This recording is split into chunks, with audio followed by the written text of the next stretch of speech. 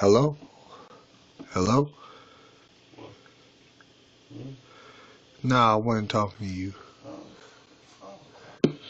Hello? Hello? Nah. Oh, okay. So I'm live right now. And what I am going to do right now is I am going to read some more of this Practical LSD Manufacture by Uncle Fester. But before I read it, I am going to go to my YouTube because I low-key forgot what was the last time I recorded. And also YouTube kind of you know what I'm gonna do? You know what I'm gonna do? I'm gonna just re-record from the beginning. Yep. Forget all that. I'm re-recording from the beginning. And I'm going to upload this onto YouTube. This is Practical LSD Manufacture by Uncle Fester. Hold on, let me do a quick little sound. Onto YouTube, this is Practical LSD Manufacture. Okay, yeah, Practical LSD Manufacture by Uncle Fester.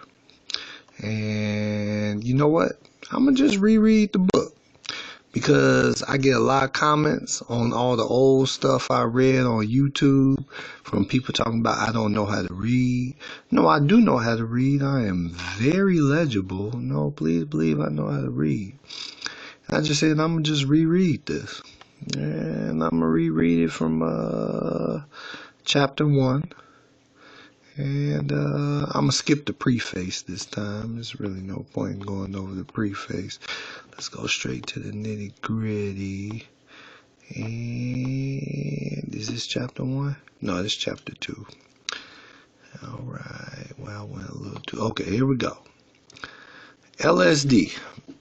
And I'm going to use this little mouse precursor right here so that way you can follow what I'm reading. LSD. Production and overview. This is chapter 1. Alright. Here we go. Alright. It's 6 o'clock because the time is 6:08. No, it's 5:51 in the AM, which is basically 6 o'clock. You know, you might as well say that. You know, it's 6:08. No, it's 5. Okay, here we go. All right. The synthesis of LSD is not a task to be undertaken lightly by the novice wannabe drug chemist. It requires a level of skill roughly double that needed to produce more conventional drugs such as methamphetamine. A person contemplating this task should be well trained prior to beginning the attempt, as well as learning while on the job is likely to lead to not only failure, but also the probable poisoning of the said wannabe drug chemist. This fact of life is due to both the nature of the product itself and the involved procedures required to convert ergot, morning glory seeds, or Hawaiian baby woodrose seeds into LSD. The potency of LSD is truly phenomenal, 10,000 doses per gram, and is easily absorbed through the skin. This is how Albert Hofmann, the discoverer of LSD, got his first trip. He was skilled enough that his boo-boo invention, a small enough dose that his brain was fried. Beginner chemists tend to get the stuff they are cooking all over themselves. This would not be so lucky. Would not be so lucky. Lysergic acid, its precursor, and LSD are very fragile molecules and quite prone to destruction by light, air, and heat. The common makeshift basement lab setup used by most clandestine operators will not do for anyone contemplating LSD synthesis. Real laboratory equipment is needed, such as a distilling kit with a ground, hold on, gotta go to the next page. Here we go. Glass joint for doing reactions in, and for distilling home synthesized reagents to an acceptable degree of purity. A vacuum desiccator is essential to dry lysergic compounds without burning them. A vacuum pump rather than an aspirator is the only A vacuum pump rather than an aspirator is the only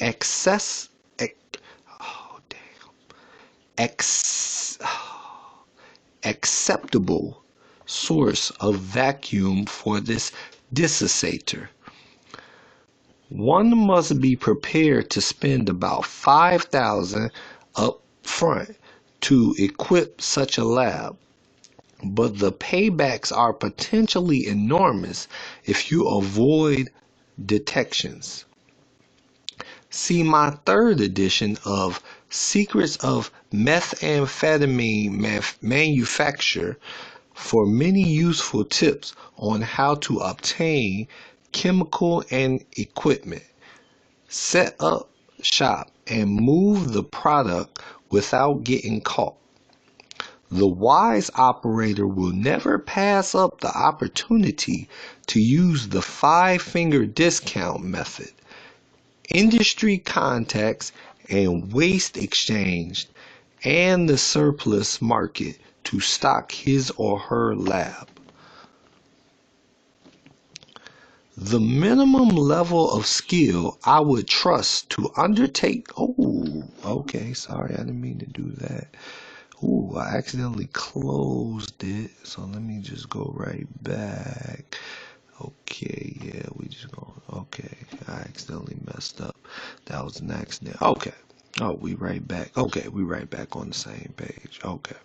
I apologize, y'all. Okay, here we go.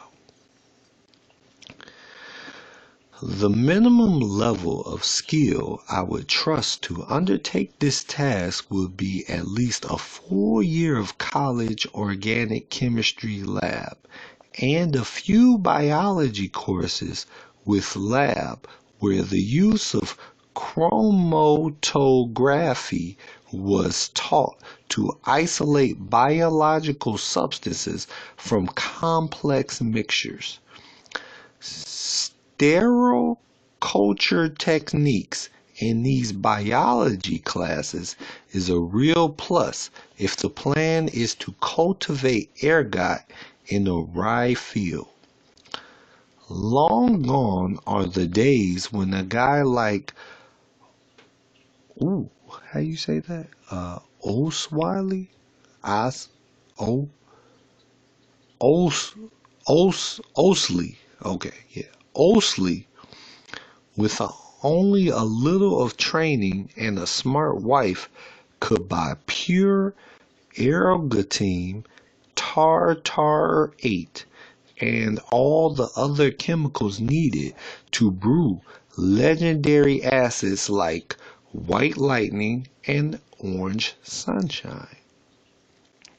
Today's operator must be prepared to isolate lysergic acid precursors from materials like ergot, morning glory seeds, or Hawaiian baby woodrose seeds. He must also be ready and able to synthesize in a pure form closely watched organic reagents like diethylamine. There is a constant and unyielding maxim in organic chemistry. GIGO or GIGO, garbage in, garbage out. If the materials used in an organic synthesis are not pure to a reasonable degree, the result is a complex mixture in which the desired product compromises only a small proportion. Even a seemingly very simple reaction cannot escape this law. Case in point is the hydroxyl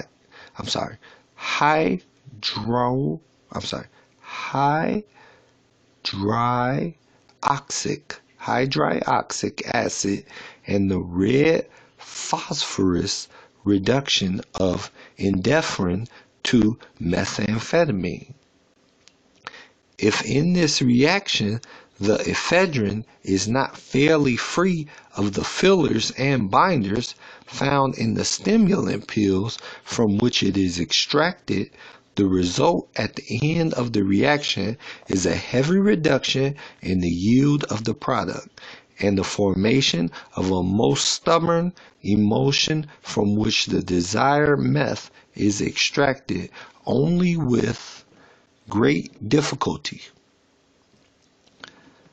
This is the origin of the revolting peanut butter consistency of most meth seen in the market. Similarly, only one can expect to, Similarly, one can only expect success in the production of high-grade LSD if the care is taken throughout the procedure to ensure that the material used meet the requirements of the reasonable degree of purity. The actual synthesis of LSD is an exquisite combination of farming skills, biology, biochemistry, and organic chemistry. In its preferred embodiment, a scheme for the large-scale manufacture of LSD would center around someone playing weekend hobby farmer on an acre or two of land. On this land, our happier-than-most farmer would plant either rye to be infested with the claviceps fungus to produce a crop of ergot, morning glory for the eventual harvest of their seeds, or, if local weather conditions permit, Hawaiian baby wood rose, also for the harvest of his seeds.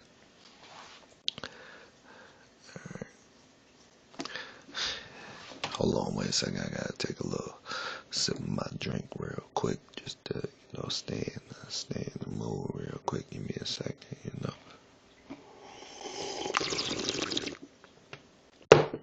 All right, here we go. Mother Nature's bounty is then squirreled off in the lab site for the biochemical phase of the process. The isolation of lysergic alkaloids. Here one or more of a series of alkaloids are fed from the very complex plant matrix and hopefully isolated in a pure form. These alkaloids all have one thing in common. They are amides of lysergic acid. See how the structure of major naturally occurring amides pictured below. And here goes the picture. You can screenshot that. One thing I took chemistry classes in high school. I never understood how any of this works. My chemistry teacher could never properly give it to me. So if you somebody out there that understand how this works, here you go. All right, we're gonna keep going.